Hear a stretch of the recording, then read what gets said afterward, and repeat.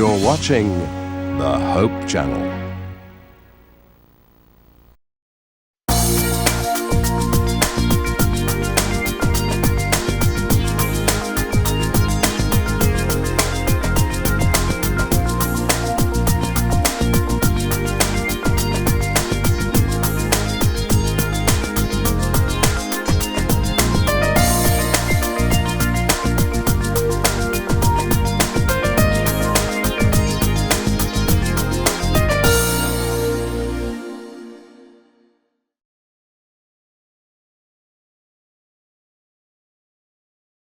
Maayong hapon, welcome no sab sa ato nga programa niini nga kahaponon.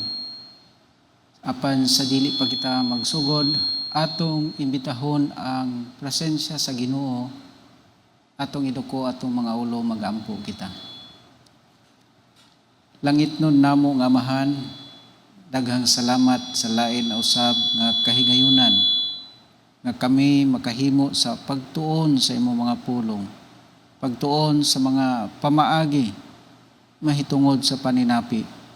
Amo ikaw ang gidayeg tungod sa imong kaayo sa among kinabuhi o sa paghatag sa among mga panginahanglan matag adlaw.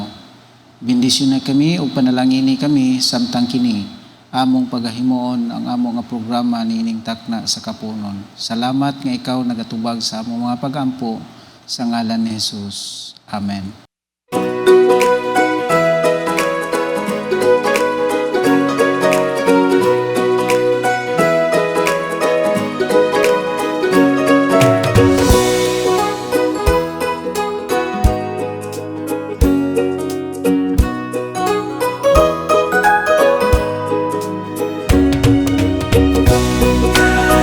Welcome back mga kapaglaom.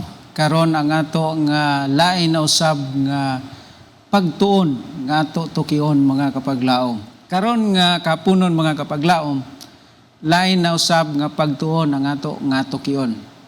Ang ako nga giandam nini nga kapunon mo kining ginatawag financial preparation for millennials. Kay nasayod ko nga sa tuwa karon nga pagpanginabuhi daghan sa ato nga mga kahigalaan, mga kapaglaom, mga ka-360 nga adunay nagkadaiya nga mga suliran o problema o ingon ta kaluyahon ilabi na sa kining ginatawag nga paninapi, kining finance. So preparation for millennials. So appeal ko ani mga kapaglaom, appeal ko ani. Ako ning i-share sa inyo ha. Aron usab makabalupon mo. It might be nga kani nga mga pamaagi, kani nga mga guides ato atong magamit sa ato nga pagkinabuhi niini nga kalibutan. So una mga kapaglaom, what is financial preparation? So unsa maning financial preparation? Ang uban maguna-una basta financial preparation magisgot gyud nag kwarta. Yes, kwarta gyud na kapaglaom. Unya moingon ta lisod man ipreparar ang kwarta kapaglaom Aldrin kay ingon ani ni siya. Gamay man kay kog sweldo or wala man koy trabaho. Most likely ang ato nga mga kauban, mga millennials karon na uban nga wala gyud sila'y permanente nga trabaho. Mao na karon atong tugion, ato nga tagaan o giya ang ato nga mga kapaglaom, ang ato nga mga ka-360. Sa mo dawat tag sa dili according to research. Sa research ni siya dili ni sa ako ang kaugalingon nga opinion kundi according to research, many millennials have hard time finding a job after college. Tinuod na siya kapaglaom. Ilabi na sa atuang nga mga sa atuang sista.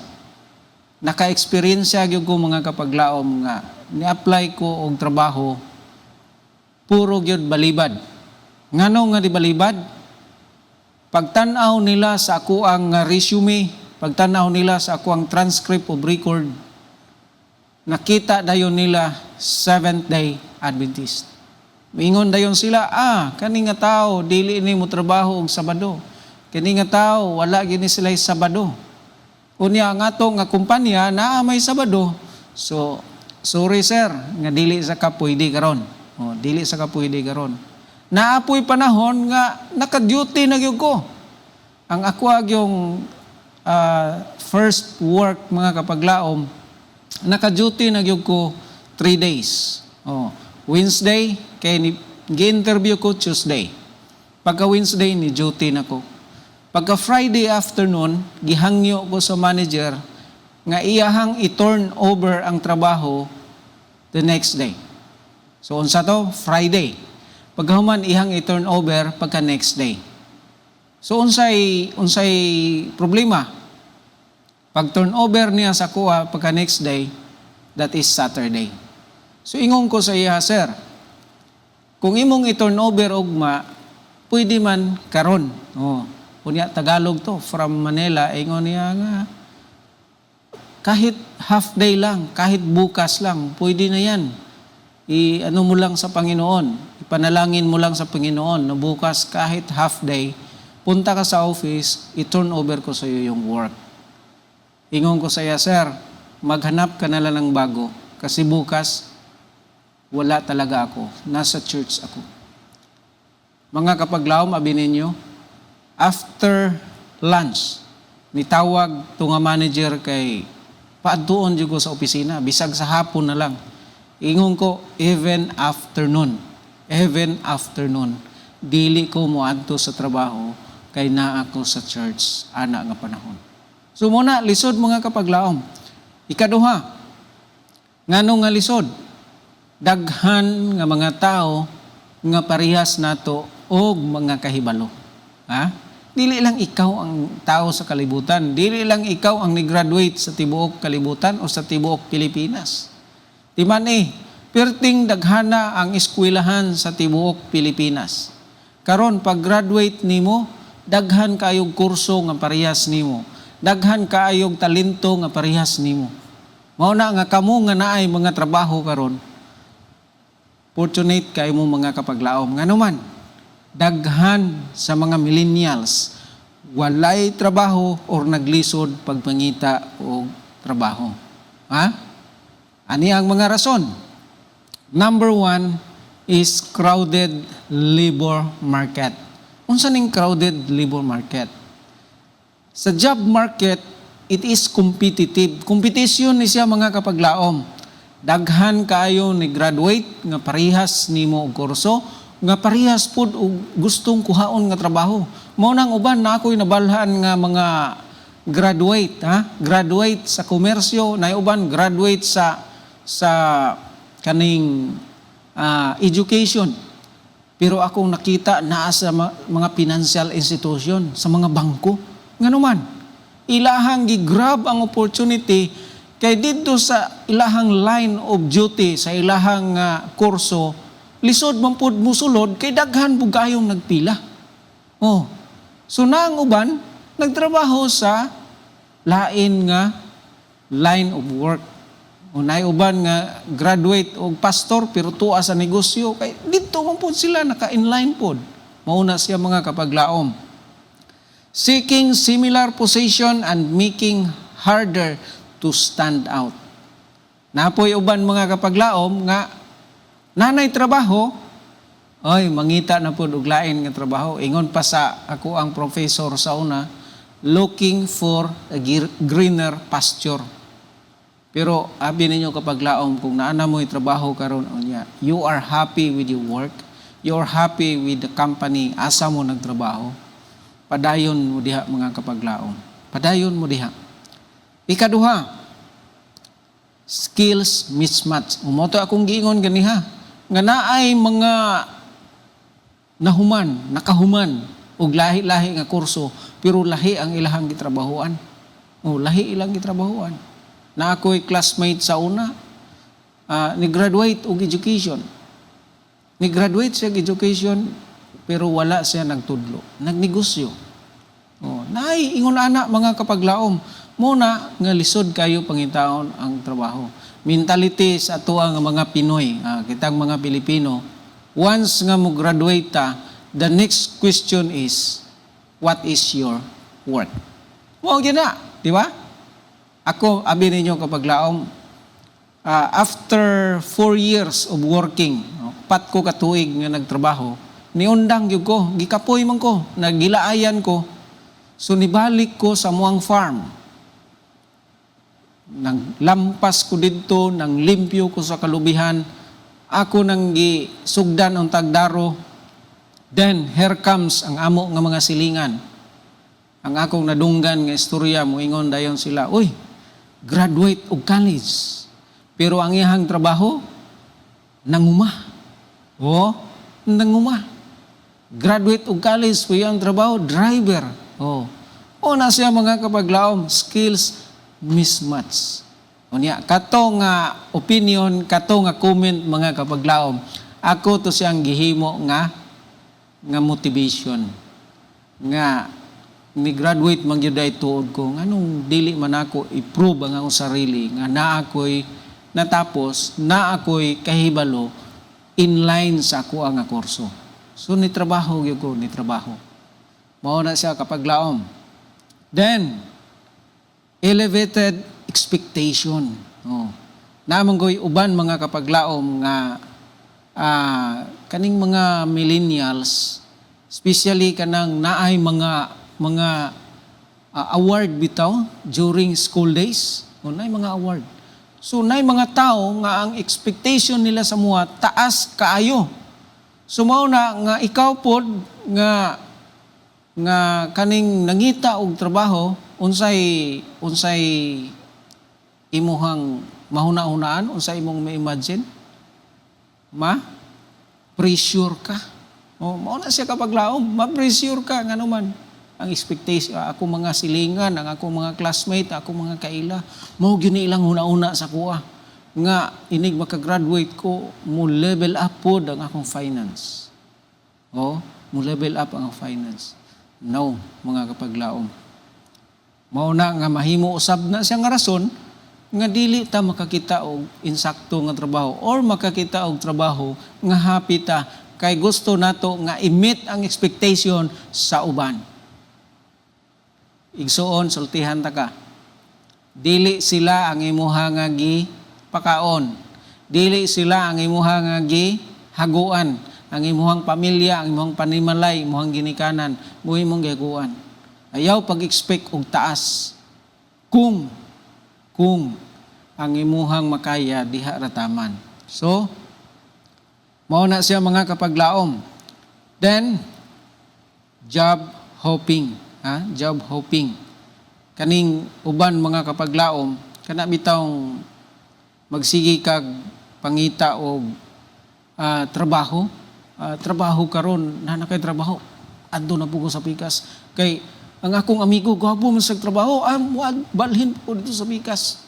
Ako po biyan ang gihimo sa una. Suko kay to akong papa. Ingon niya, mura ko glangaw pulag lubot, sige ragbalhin og trabaho. Nana ko'y trabaho nga, ingon ni iyang natanaw sa kuha nga murag secure na ko. Pagkabalo niya nga nibalhin na pugo, ingon niya nga murag yun glangaw pulag lubot ning imuhang anak.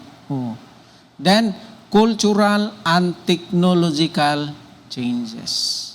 So mo ni siya kapag laom.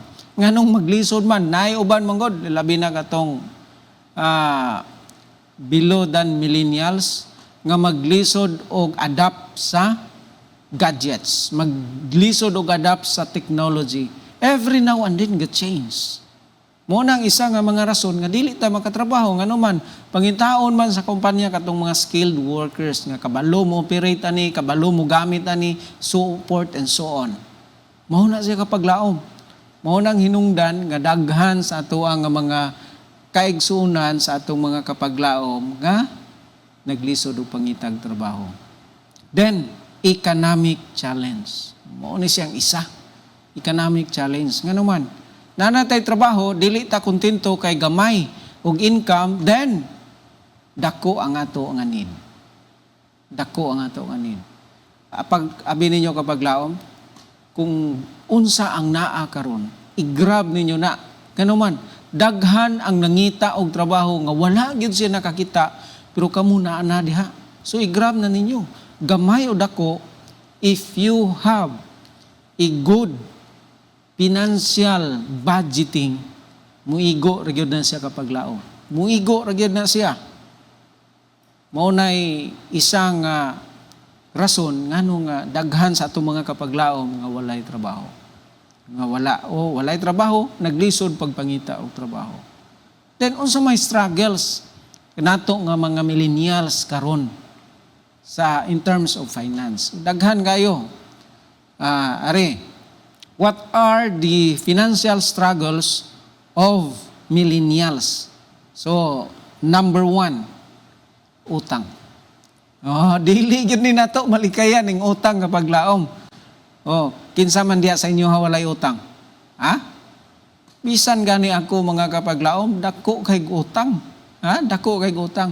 Dili nato ni ma-eliminate, dili ni mawala sa ato nga kaugalingon kaning utang.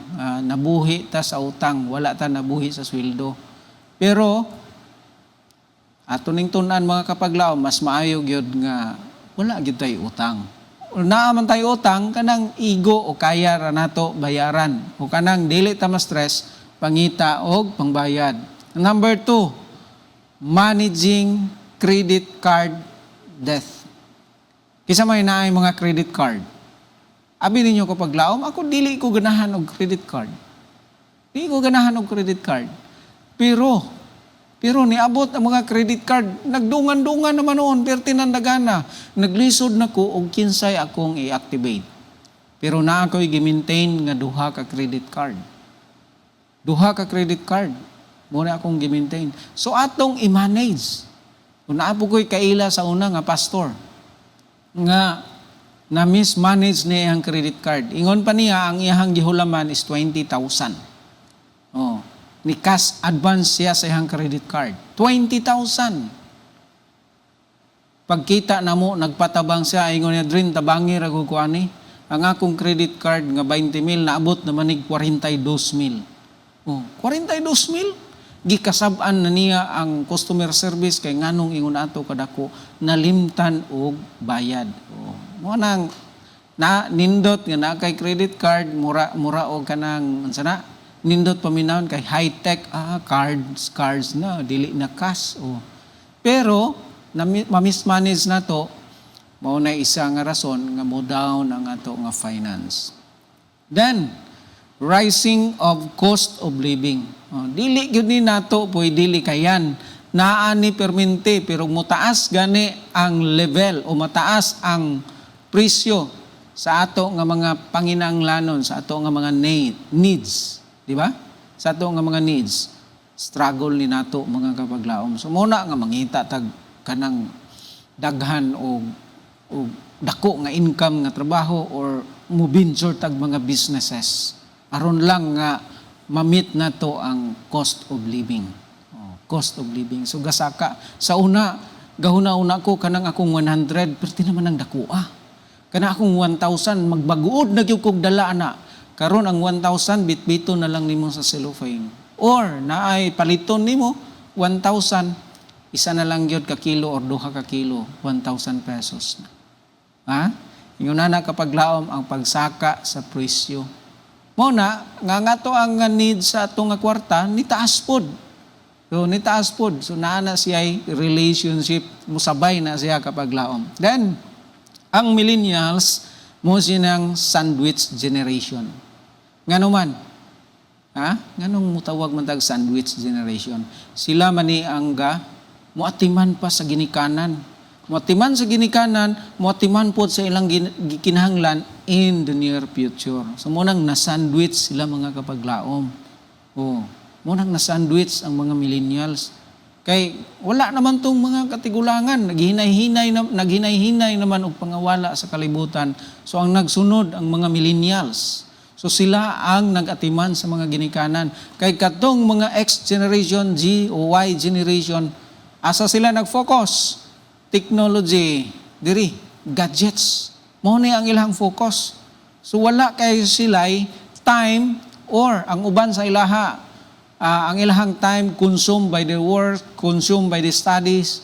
So ang ginikanan katong mga millennials maoy magatiman pod sa mga old age. Mao na siya kapag laom. And according to the research, dili gyapon ni ako, research gihapon ni 80% of millennials do not have savings account. Naka wala. Ha? Di ba wala? Mao ni siya kapag laom. And this is my biggest mistake before. Dako kay ni nako nga mistakes. Ngano man? Wala ko'y savings. Wala ko'y savings. And according to the research, dapat yun ang tao na ay savings at least 5 times sa imuhang salary monthly. Kung usweldo kag 20 mil, dapat na kay savings nga 100,000. Na siya. Pero, according to the research, 80%. Pero daghan na, 20% lang ang nai-savings. Nakoy kanang akong observation lang ha. Dili ni Panglibak, dili ni Marites, dili ni Marisol. Observation ako. Ang mga tao karon kung unsay naa sa ilaha, motoy tanan gihurot nila gasto. Gihurot nila gasto. Wala sila'y gibutang dito sa savings. So, this time is the time to take action. Atong yung himuon, dili kay ato lang istoryahon. Narabay uban nga daghang kayo tagplano. Daghang kayo plano, himuon nato, anay mo savings ta pero taman lang sa tumoy sa dila, taman lang sa plano. Muna makaluluoy ta abot sa panahon mga kapaglaom kay diha ra man tataman sa plano, wala man tay aksyon. So unsa man, how to be intentional when savings money. Intentional gyud, dili kay take for granted, dili last option, dili kay last resource. Ug unsay mabilin, mo i-savings. Pero guway mabilin, unsaon na lang, what ay savings, di ba? So mao na siya kapag laom. So kung what ay savings, unsaon na lang ato ang panginabuhi. Kung taman ragyod sa ato ang mga day-to-day expenses ang ato nga kwarta or ang ato nga pag-budget, paano na lang pag natay mga emergency? Wala man tay savings. So, intentional when savings money. Ayaw ipaulahi ang savings. After sa Ginoo, isunod ang savings. Muna akong ginahimo kapag laom. Basig mo ingon mo, dako siguro sweldo si sir. No. Sultihan ta mo ha. Pagsugod nako ang akong sweldo 8,000. Ako nga personal, dili na sa inyo ha. Sultihan ta mo. 8,000. What is 8,000? Kuhaan ni mong tithe, kuhaan ni mong offering. Pilay mabilin sa imo ha. Pinakanit ni mo na sa mga 6,000 kapin. Kung kuan ka, kanang naghatag ka o kanang COP. 8,000, so 1,600, so na kay 6,400. Ang akong gigastuhan mga kapaglaom na ako'y gatas sa akong bata, kuryente, tubig, bugas, gasolina, then konsumo. Pero ay nagsugod ko og savings mga kapaglaom diha sa gamay pa nga ako nga sweldo. Naka-savings na ko. Depende ra gyud na sa imuha kung giunsa nimo pag-budget ang imong kwarta. Inig buhat nimo sa imong budget, himuha gyud nga up to the last centavo. Priority gyud nimo ang savings. Priority ang savings. Intentional gyud ang pag-save nimo sa kwarta. Sultihan ta mo. Naa si sir sa misyon, na siya ay assistant, na siya ay aide. Nataw ang akong tulo ka bata nga walay aide. Ni eskwela ang akong ako ang kamagulangan nga walay aide. Unya ang akong sweldo na ara diha. Nitubo siya, niabot og 12. What is 12,000 nga nanganak pa akong misis na si Sarian. Pero sultihan ta mo mga kapaglaom, unahang Ginoo, ikaduha ang savings. Wa gyud ko kautang diri sa opisina. Wa gyud ko kautang. Wa gyud ko kaduol sa treasurer, sir, pwede ko mo advance kay na nanganak ang akong asawa. Wala na ko na nahimo kapaglaom nganuman. Akong ginahuna nga ang akong asawa manganakay. So nagtigom gyud ko. Kitiguman gyud na nako, giandaman gyud na nako. Unang pag-ingon niya dagan sa ospital, abot may ospital, paggawas pa mo. Wala nakabalo ang taga-opisina nga nigawas nami. Nganuman, wala man ko niduol para mo advance. Wala ko'y aid. Ako aragyod tanan mga kapaglaom. Nganuman, giunang Ginoo, ikaduha ang savings, ikatulo ang expenses, unya ikaupat na dayon ang imuhang extra mga kapaglaom. So ana siya, take note and practice. Muna atong testingan. Testingin ra ko ninyo. Basin di ayo og parehas po mo. Basin makaingon po mo. Magbuot man ka sa ako, sir, nga ako maning kwarta, ako dahil ning gusto og maayo.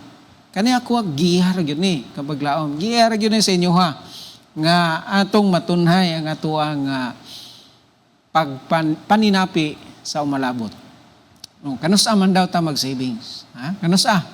Akong gingon sa inyo ha, nagsugod ko katong gamay pa akong sweldo. The best time to save is now.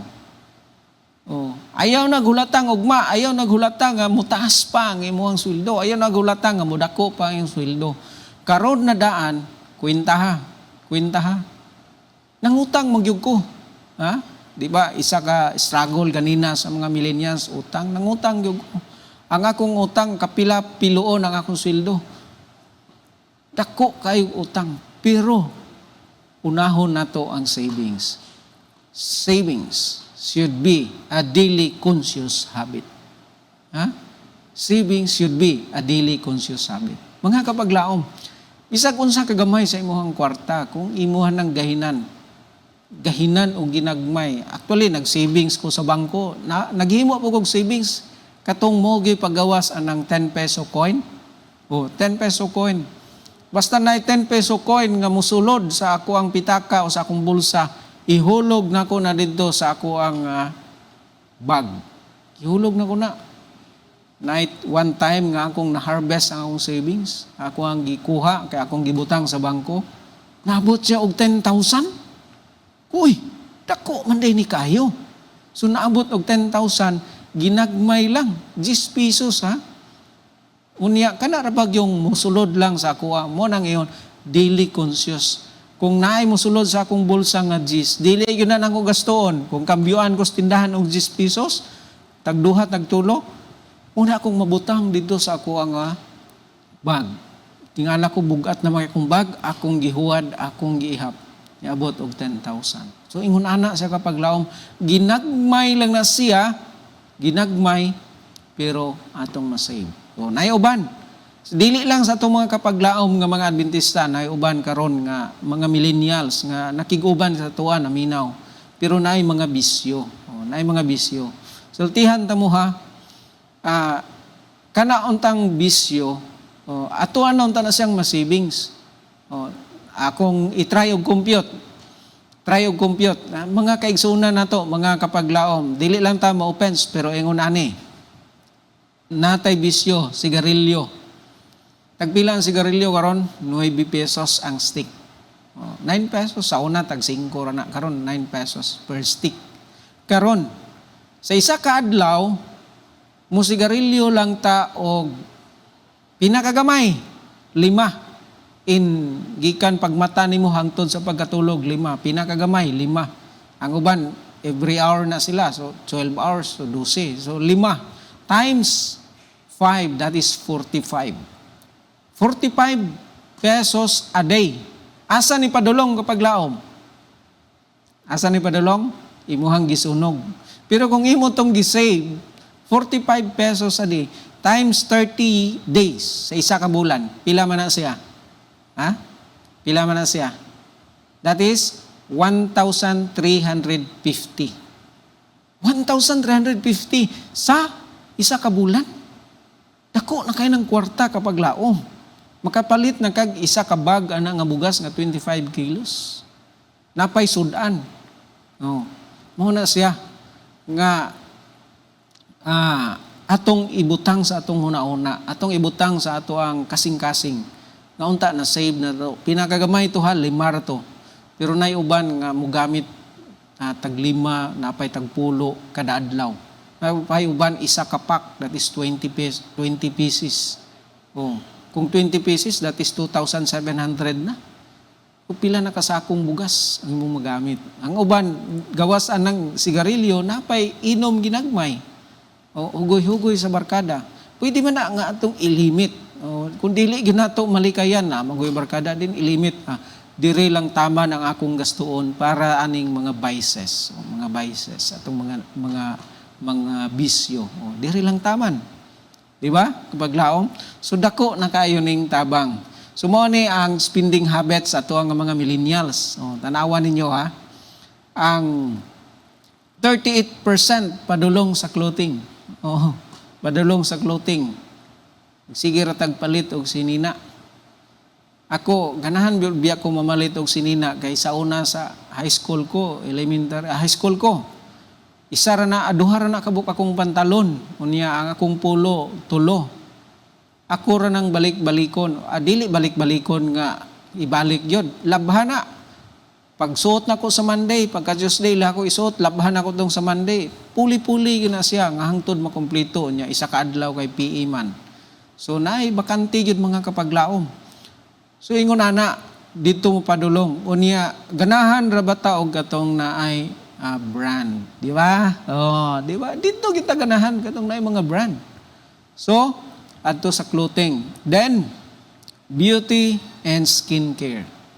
Oh, labi na diri sa Pilipinas, labi na diri sa Jensan, parting inita. So dili pwede nga dili ta mag unsa kanina kanang sunscreen, sunscreen kay diri sa Pilipinas murag na diri sa Jensan murag na ka sa ubin, di ba? Murag na ka sa ubin. So dako kay tag gastuon diha mga millennials spending habits. Then technology, pila ang technology? 16%. Oh. Kanang nakoy napansin sa uban. Imagine kanang ako ara gyapon ning observation nga bisan og dili nato need. Bisan dili nato need pero mo change ta og unit. Dili nato need ha pero mo change tag unit. Akong giingon na sa una nga kani siya para ramang gidon tani sa kanang communication. Pero ato naman ning gihimo nga kalingawan, usahay mo pa ni atong himuong yaya sa atong mga bata, di ba?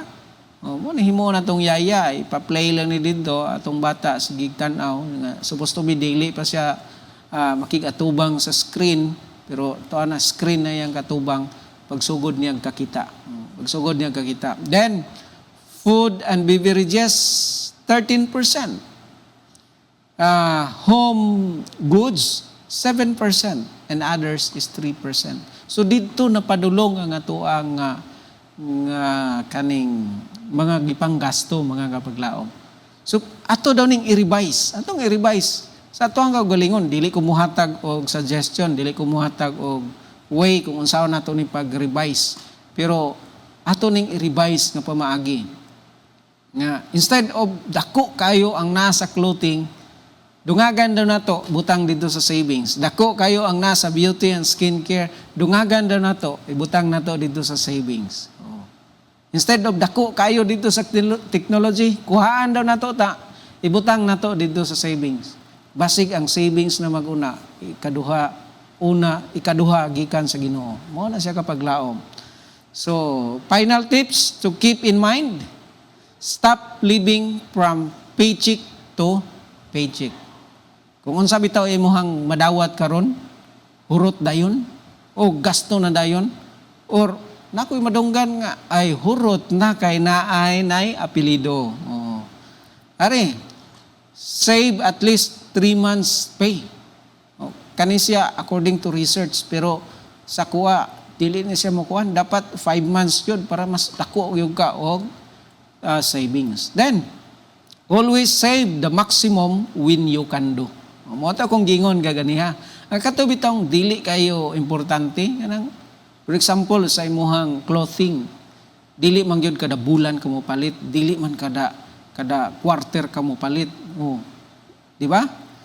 Unya mangita ta katong baratuhon nga kanang angayan pud ta, mga gwapo-gwapa pud ta, nga barato lang dili tong mga branded gyud. Itong mga mahalon jud kayo. Testingi ra go nagsuot ng mahalon ug baratuhon, na siya gamay nga difference. Pero parehas ra gyud siya nga mutabon sa imong lawas. Parehas ra gyud na nga mutabon sa imong lawas. So didto nato ibutang sa savings. Then diversify your investment portfolio. Na ba kay investment? Bisag ginagmay lang. Kana bitang medium risk lang. Ayaw tong high risk. Kay basig makadungog mo ani nga lecture, makadungog mo ani nga program. Ay giingon maguton ni Brother Aldrin nga ingon ani ingon ana. No. Kanang imuha gyud, kanang ikaw gyud. Kanang ikaw gyud. Dili kay tungod kay nadunggan lang nimo. Try testingi nga kanang ikaw gyud, gikan gyud sa imong kasing-kasing nga even gagmay nga interest sa imuhang nga investment imuhang makabot. Sa ginagmay lang. Kay ang piso, ang 1,000 dili mahimong 1,000 kung wala si piso. Oh. Remember ha? Kung wala si piso, ang 1,000 dili gyud na may tawag nga 1,000. Nag-agi gyud si piso, di ba? So bisa ginagmay lang nga interest. Ayaw nga pagkaugma ni milyonaryo na ka. Na kay long-term goal sa imuhang nga investment. Ayaw nang pagkaugma milyonaryo na ka, di ba? O na siya kapaglaom. So according to Benjamin Franklin, an investment in knowledge pays the best interest. O, kanang sa imuhang kaibalo. Mo ginay imuhang unahon. Mo ginay imuhang ibutang sa imuhang una-una kapaglaom nga dili kinahanglan ka ng naka-eskwela ka about finance, seminar ka about finance. Try to kanang search for yourselves. Naay mga guide, naay mga pamaagi that will fit in you. Kanang lain-lain man ta og kaning cultural background, lain-lain man ta og foundation sa ato nga pagkinabuhi. Daghan kayo nga mga ideya. O tagahan ta mo isa ka ideya. Naay mga businessman nga gitawag sila from rag to riches.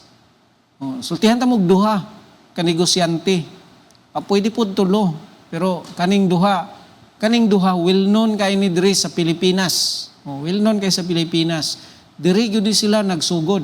Kung moadto mo mga bookstore pangitaan ning mga libro nila From Rag to Riches. Ang isa naman na sa US. So kaning duha na sa Pilipinas. Number 1 is si Gokong Wei. Sultihan ta mo kinsa na si Gokong Wei. Si Gokong Wei, nag-start na siya nagbaligya og mga snacks. So, snacks, dili siya nagluto, dili po siya naghimo, nipatong lang siya. Kung baga, consign lang. Siya, nikuha siya dito, then iyahang gi-deliver.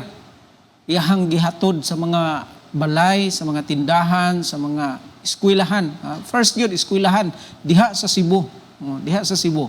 Muna yung trabaho na maligya siya snacks. Karon, pangutanon ta mo, asa na si Gokong Wei? Ha? Si Gokong Wei, ang iyahang kumpanya, perting daghana. Si Gokong Wei, ang iyahang propiedad, perting daghana. DMCI Holdings, isa na. Asa na siya nabilong sa real estate. Ikaduha, URC, Universal Robina Corporation. Iyahan na. Unsay iyahang product ana, mga snacks. Diha gina siya nagsugod, snacks. Kay snacks man ang iyahang baligya sa una nga ginagmay ra kag income, gitigom then nag-start og dako hangtod nga ni dako. Actually nagsugod gid na siya as labor sa construction. Labor sa dili construction sa hardware. Mao na siya labor sa hardware then ni dako. Una-una mo ha? Labor sa hardware. Then iyahang gitanaw giunsa pa maagi sa tag-iya pag nana siya kwarta, siya na pod ang nagnegosyo og hardware. Ana siya kapag laom. So copy paste lang. kopyahon nimo tong pamaagi sa mga karaan nga mga tao, katong mga successful businessman, then it might be nga mao poy kanang pamaagi nga mo successful pug ka sa imong career as sa finance mga kapaglaom. Unsa pa iyahang propiedad? Robinson's Bank, Robinson iyahana, ang Cebu Pacific iyahana. Mao na siya kapaglaom. From rag to riches. Basaha ra gud na ang iyang libro, ang history niya. So makaingon ka, adako po day kay kog opportunity. Ha? Una-una to, labor siya sa una.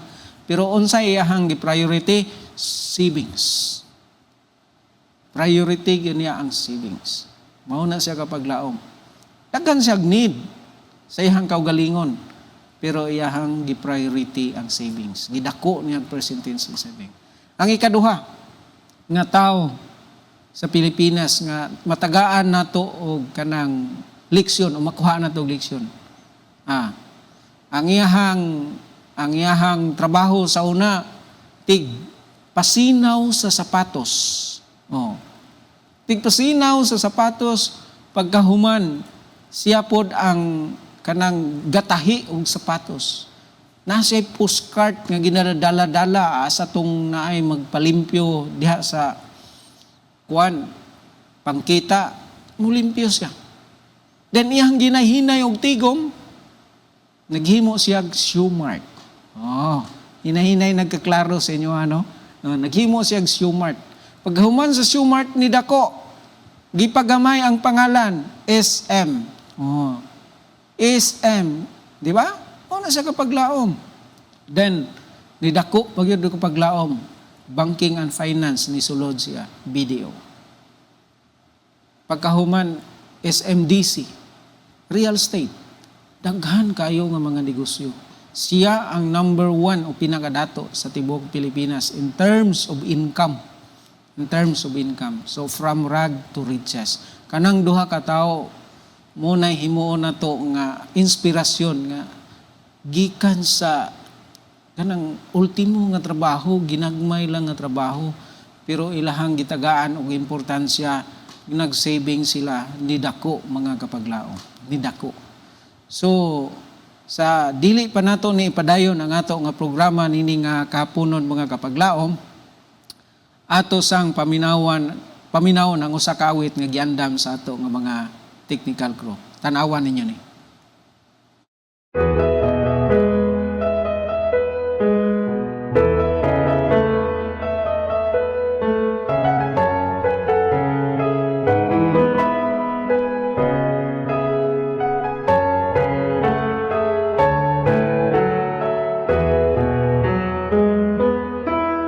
Ang atong kinabuhi lumalabay lang, kinahanglan nga mangandam tang tanan. Kay si Kristo atong saligan sa tanan nga kalisdanan, siya'y atong paglaom sa ganti sa kaluwasan. Kung mangit-ngit ang dalan sa yuta, puno sa kahalok ug sala, dili angay mabalaka, kay si Kristo atong giya. Maayong binuhatan, ipakita higala. Pagtuo atong ligunon, Kristohanon. Magminatudon isip sundalong Diyos nun. Kasing-kasing tapot liun, saad niya bililon ni Kristo, iya kitang luwason. Puloy anan alang sa matino manon.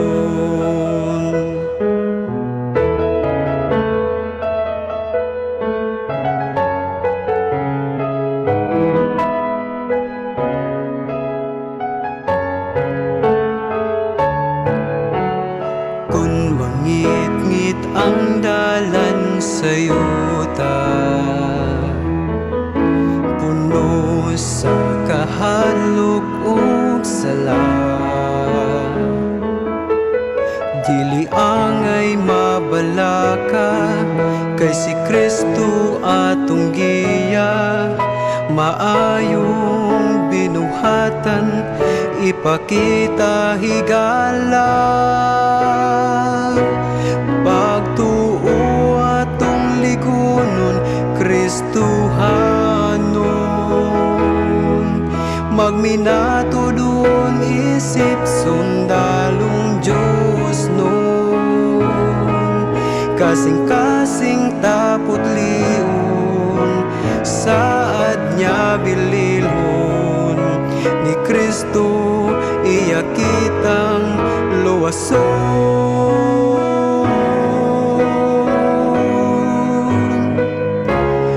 Pagtuo atong ligunon, Kristohanon. Magbinato doon isip sundalong Diyos nun. Kasing-kasing tapot liun, saad niya bililon. Ni Kristo iya kitang luwason. Puloy anan alang sa matinumanon.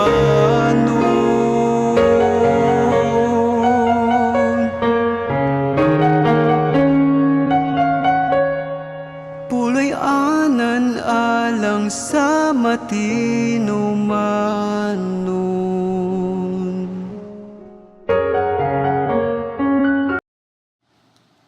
Balik ta mga kapaglaom sa ato nga pagtuon. So sa akong giingon nga ganiha,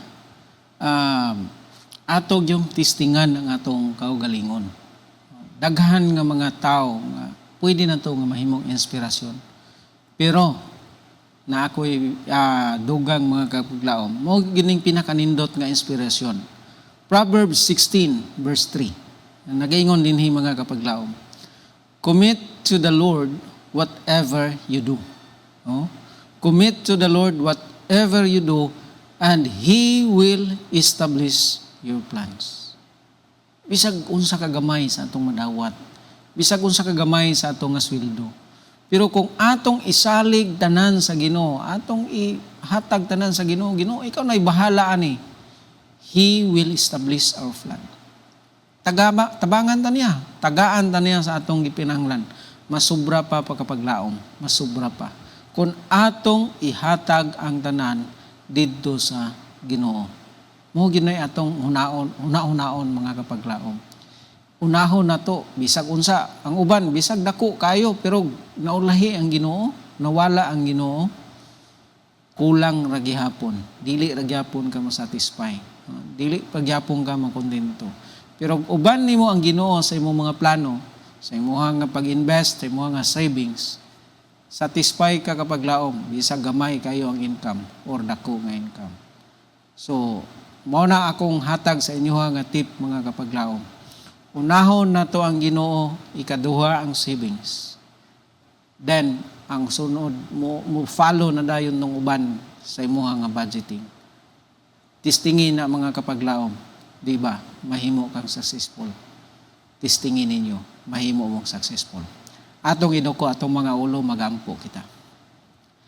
Langit nun namo nga Dios, daghang salamat sa lain na usab nga kahigayunan nga kami nakahimo sa pagtuon sa mga giya mahitungod sa responsable nga paggunit sa among nga kwarta, responsable sa pagmanage sa apong mga utang, responsable nga pamaagi aron kami makaangkon og mga trabaho, makahimo sa pagtrabaho nining kalibutan.